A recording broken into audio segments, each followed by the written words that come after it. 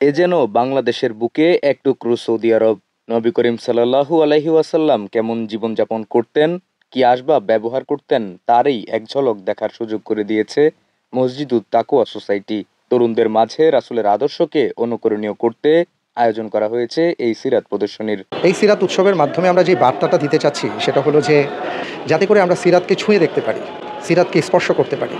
এবং আমরা দেখেছি যে অনেকেই এসছেন, অনেক দর্শনার্থী এসছেন, তারা যখন এই দৃশ্যগুলো দেখেছেন তারা আবেগ আপ্লুত হয়েছেন, অনেকে কান্না করে দিয়েছেন। তারা উপলব্ধি করতে পেরেছেন যে আসলে রাসূল সাল্লাল্লাহু আলাইহি ওয়াসাল্লামের জীবন বা সাহাবায়ে কেরামের জীবন কেমন ছিল। এই জাতীয় কাজ আমাদের হওয়া উচিত।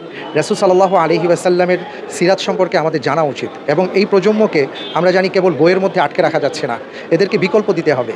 তো আমরা যদি সেই চিন্তা করে এইভাবে সিরাতকে উপস্থাপন করতে পারি, তাহলে আমার মনে হয় যে এই প্রজন্মের কাছে এটা খুব আগ্রহের একটা জায়গা তৈরি করবে এবং তারা ধাপে ধাপে এদিকে এগিয়ে আসবে এবং এটা আমাদের সমাজের জন্য, রাষ্ট্রের জন্য কল্যাণকর হবে।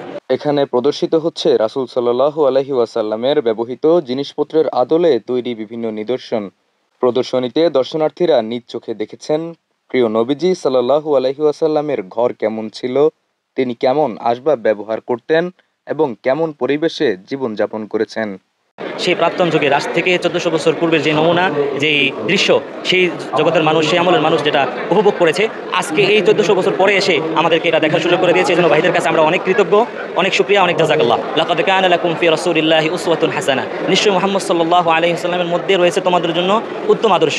অন্য হাদিসের মধ্যে আসছে আল্লাহ রাসূল বলেছেন, আনা বুইস্তু মুআল্লিমা, আমাকে এই জাতির, এই উম্মতের শিক্ষক বানায় প্রেরণ করেছে।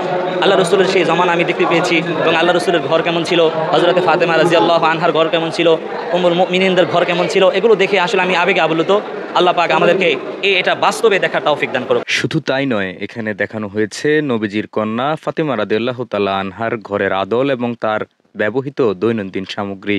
এছাড়াও তৎকালীন আরব সমাজ ও সংস্কৃতির নানা দৃশ্যপট প্রদর্শনীর মাধ্যমে ফুটিয়ে তোলা হয়েছে। ঈমান, আমল, আখলাক সব কিছুতে তাদের বিশেষ করে নবীজি এবং তার কন্যা, তাদের পরিবার, এখানে তাদের প্রত্যেকটা ঘরের ছবি আছে, তারা কত কষ্ট করে জীবনযাপন করতেন, এখানে চমৎকারভাবে তা ফুটিয়ে উঠেছে। গত অনেক বছর, গত 20-30 বছর ধরে আমাদের ইসলামিক কালচার, ইসলামের যেভাবে আমরা ছোটোবেলা থেকে যেটুকু শিখে এসেছি সেটুকুও এদের কাছে যায় নাই।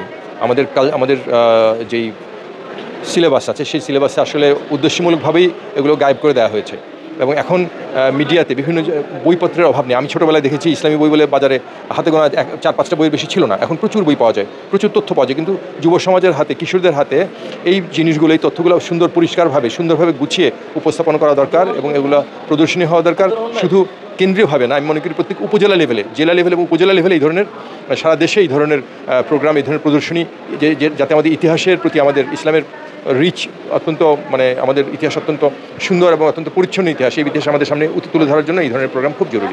সকল বয়সের প্রিয় রাসূল সাল্লাল্লাহু আলাইহি সাল্লামের সিরাতকে আগামী প্রজন্মের কাছে পৌঁছে দেওয়ার উদ্দেশ্যে অভিভাবকদের দাবি স্থায়ীভাবে এ ধরনের জাদুঘর তৈরি করা।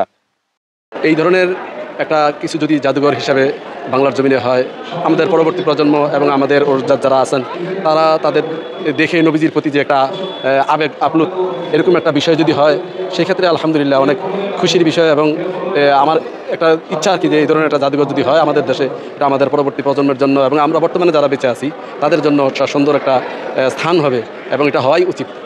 আমি বাংলাদেশ সরকারকে কায়মনে বাক্যে অনুরোধ করব যে এই ধরনের একটা প্রদর্শনী বা একটা জাদুঘর যদি করা যায়, তাহলে আমাদের দেশের জন্য এটা অত্যন্ত একটা সুফল বয়ে আনবে ইনশাআল্লাহ। প্রদর্শনীর পুরো আয়োজন যেন দর্শনার্থীদেরকে ফিরিয়ে নিয়ে গেছে 1400 বছর আগের সেই যুগে, যখন মানবতার শ্রেষ্ঠ শিক্ষক রাসূল সাল্লাল্লাহু আলাইহি ওয়াসাল্লাম সহজ সরল জীবনযাপনের মাধ্যমে দুনিয়ার মানুষকে দেখিয়েছিলেন উত্তম আদর্শ। আবরার আলম নাবিল, প্রজন্ম 24।